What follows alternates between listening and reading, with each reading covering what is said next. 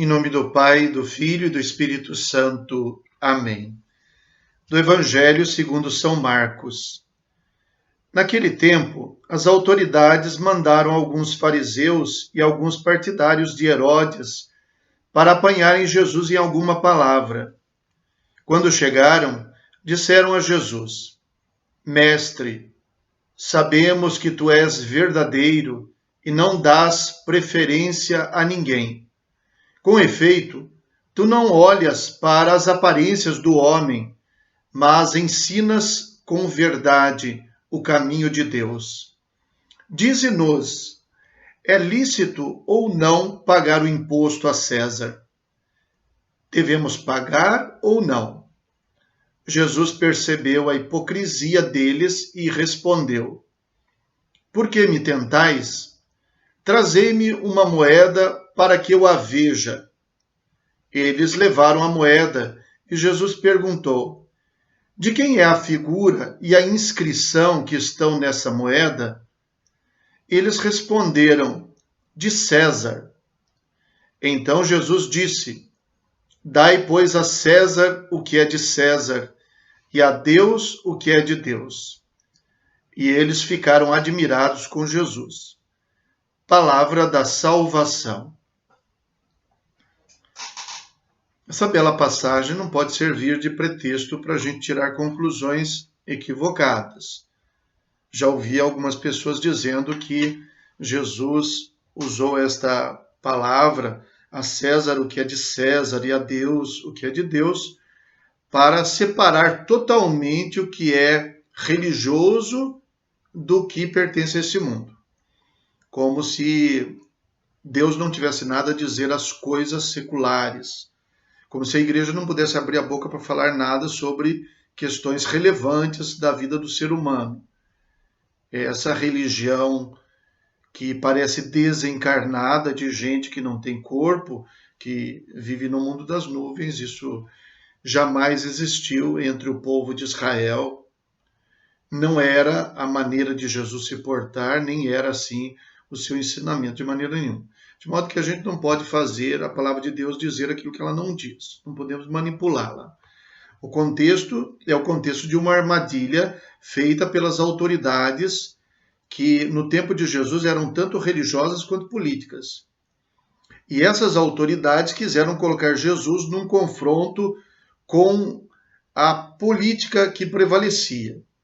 Porque embora o povo de Israel tivesse os seus líderes políticos, os sumos sacerdotes, que eram as grandes autoridades da época, o povo de Israel estava dominado pelos romanos, como quase todo o mundo, então eles procuram colocar Jesus num confronto com a autoridade dos dominadores. Que de resto é o que eles conseguiram fazer depois, levando Jesus para a cruz. Quem crucificavam eram os romanos.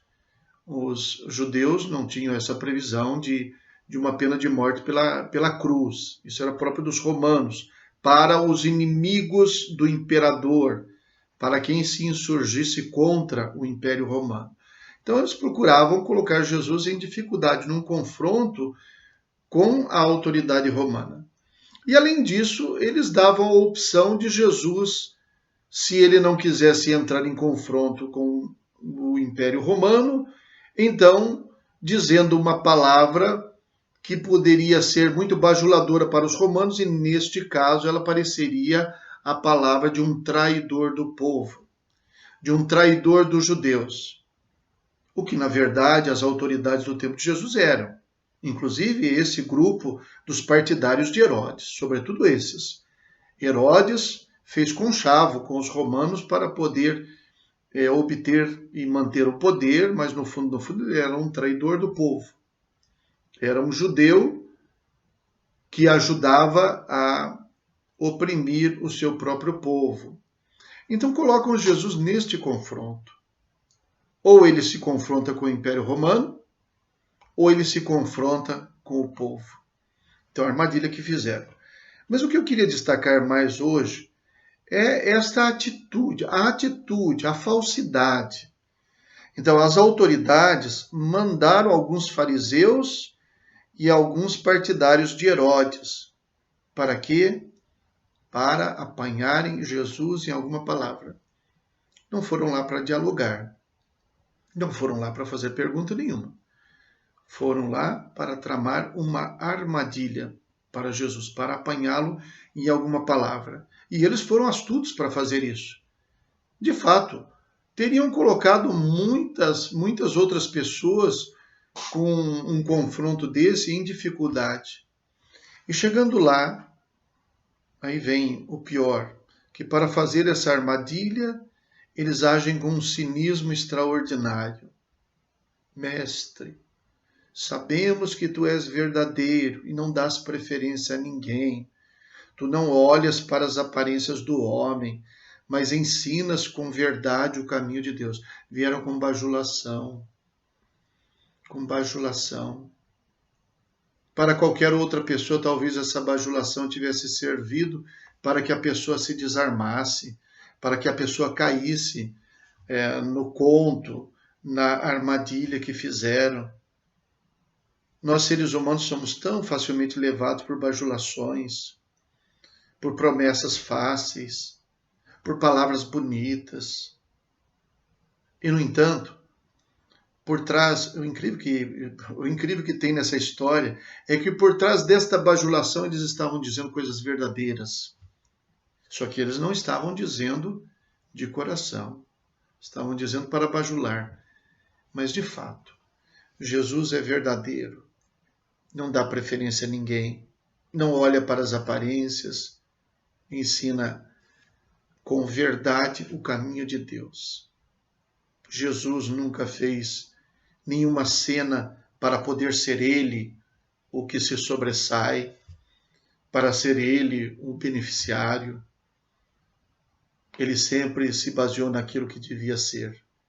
Ele mesmo disse uma vez que o seu sim seja sim, o seu não seja não. O que passa disso vem do maligno. E era assim que ele agia. Mas Jesus, então, em primeiro lugar, mostra que ele não caiu na armadilha, que ele conhecia as intenções deles. Por que me tentais?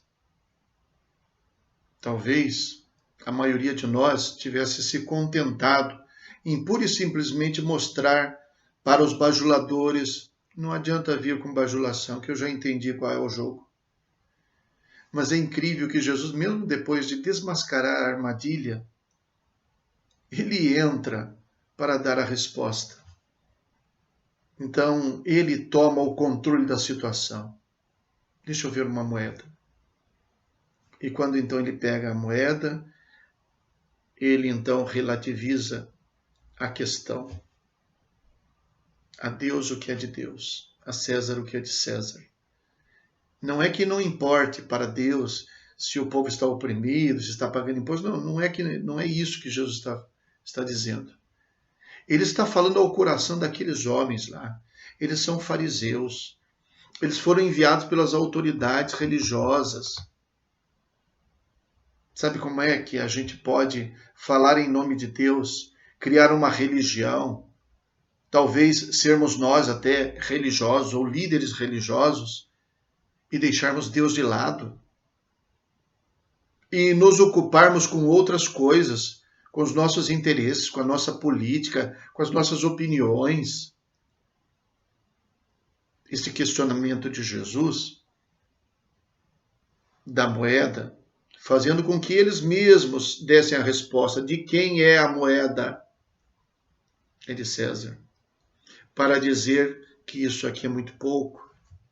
Para dizer que o que Deus procura e o que é valor para Deus é algo que vai muito além disso. Nós, muitas vezes, nos apegamos naquilo que não é de Deus, mesmo em nome de Deus. Muitas vezes nós nos apegamos naquilo que é nosso. E deveríamos ter a lição de Jesus para nós também. Olha, se é isso que você quer, essas coisinhas do mundo, esse seu capricho, essa sua vaidade, esse seu orgulho, essa sua ambição, esse seu egoísmo, essa autopiedade, é isso? Pois isso não é de Deus, isso é seu. Tudo que tiver de fraqueza no nosso trato religioso é nosso. Deus está muito além de tudo isso. Agora, o que é necessário é que a gente procure o que é de Deus. É que a gente não fique buscando, sobretudo quando a gente está tratando de religião, aquilo que não é de Deus. E menos ainda fazer o que eles fizeram, tentando surpreender e se sobrepor a alguém usando argumentos tão equivocados, querendo colocar Deus numa dimensão que não é a dele. Só para dar um exemplo para vocês, vejam as nossas diferenças, por exemplo, religiosas, né? Às vezes a gente se apega tanto às nossas identidades religiosas e com isso, bem entendido, eu tenho toda a convicção do mundo, da minha igreja, da verdade que ela tem, da plenitude que ela é, o que ela possui, nenhuma dúvida, toda a convicção do mundo. Mas eu falo da nossa atitude. Quando às vezes a gente disputa com os irmãos, e quando a gente disputa normalmente com os irmãos, a gente não é Deus que a gente está apresentando, são as nossas coisinhas. Porque quando nós apresentamos Deus, nós vamos com toda a nossa convicção, mas com toda a serenidade. Com a serenidade de quem sabe que o irmão não é nosso inimigo. Com a serenidade de quem sabe que Deus ama o nosso irmão ali também. Que mesmo que ele esteja equivocado, isso não é um problema para Deus. E que se a gente quiser realmente ajudar o irmão, a gente não vai querer arrombar a porta. A gente vai bater, a gente vai pedir licença. Então a nossa atitude.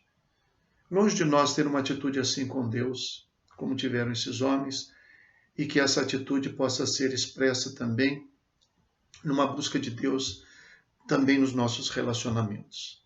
Rezemos. Ó Deus, cuja providência jamais falha, nós vos suplicamos humildemente, afastai de nós o que é nocivo e concedei-nos tudo o que for útil. Por nosso Senhor Jesus Cristo, vosso Filho, na unidade do Espírito Santo. Amém. O Senhor esteja convosco. Abençoe-vos o Deus Todo-Poderoso, Pai, Filho e Espírito Santo. Amém. Fiquem com Deus.